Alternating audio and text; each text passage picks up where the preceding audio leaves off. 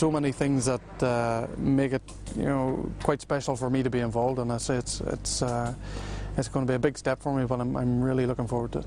It's great to get to this stage. We've had 9 months or so of graft back in the design office, and this is the moment where you actually get your hands on the equipment and see how well all the theory comes together, and so far I think it's going well. I know the guys at ProDrive haven't been sitting on their hands for 18 months. They've been hard at work doing all the investigations, knowing what areas to focus on, and as I say, even here on the first test, it was a great platform to work from, and it's just a case of refinement everywhere, right down to every detail. And I say those where the tenths of the seconds come from. The ultimate goal is to take the car right to the top and become world champion. That's I don't think anyone's in any doubt of that, where the goals lie. But I say we just have to take it step by step. Next year, I'm sure is about just finding our feet and seeing where we are.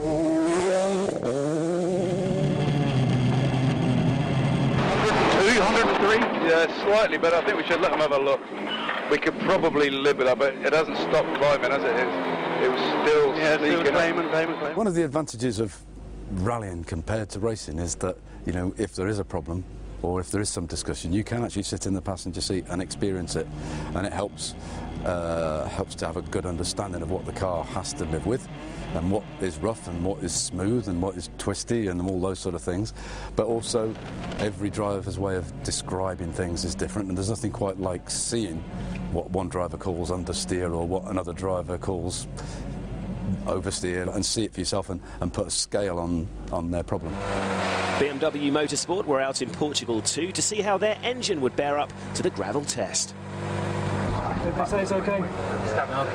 It's going to be really interesting to see how we fit together with BMW. For them, it's their first proper rally engine. It's a completely new set of regulations, and it's a new type of engine. It's a small capacity turbocharged engine. They've got a lot to do, but you have to say, if you were going to choose a partner to do your engine, you'd struggle to find somebody better. We have a feeling the engine's going to be quite a strong point, but as I say, there's so many areas on the car. I think the chassis lends itself to this category, and compared to the DS3 and the Fiesta, it fits perfectly in that mould. So, as I say, we have a long way to go. This is only my first ever day in the car. We're going to try a very small, close-knit team, minimal process, minimal communication, it's a formal communication. Okay, fire? Yes, mate. Keep it all close-knit and see if we can make things work in a different way. And so far, it seems to be working really well. The guys all get on with each other very well. It is the same guys doing nearly everything, so they quickly get to work together as a team. Another extremely interested observer arrives. Marcus Grönholm, the two-time world champion, was also in Portugal to run the countryman through its paces. I understood they have run a lot of kilometers compared what I remember what we did in the past with the Peugeot, and we had a lot of problems at that point. Now the car is running already nicely without big problems. So now it's there is an engine development going on. This is in the early stage, I guess. A lot of other things with the shock absorbers, diff settings and chassis and everything. This is really about us understanding how high is the mountain we've got to climb over the next 6 months. So far, we seem to be on track. We're learning all what we need. The feedback from the drivers, the data that we get here will help us to set out the development programme.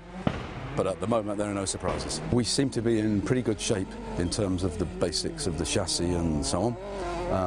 The engine, we are where we hope to be. We know there's quite a journey over the next 6 months, but we're really pleased that, frankly, we're actually in better shape than we hoped. So, fingers crossed.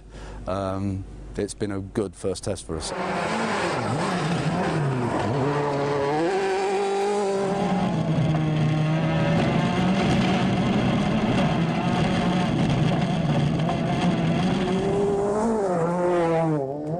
I would be very disappointed if we weren't competitive out of the box now.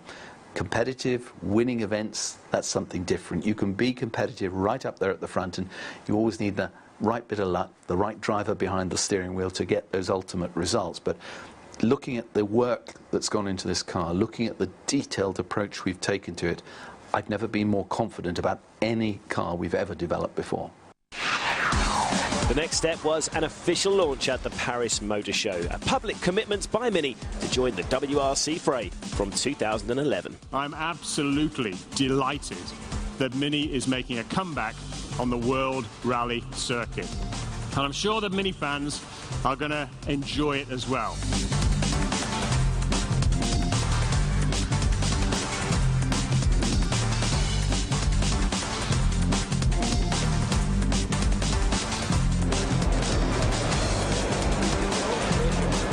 I will say the legend is back, and I mean, as a FIA president, I'm very grateful to BMW to have taken this challenge with David Richards' team, and I'm very much looking to see the Mini on the road. Mini and ProDrive believe they have designed a car to compete with the best that Ford and Citroën have. What they do know is that there can be no let-up in the hard work and commitment already shown in building this road car into a rally car. This is the dawning of a new era for World Rally.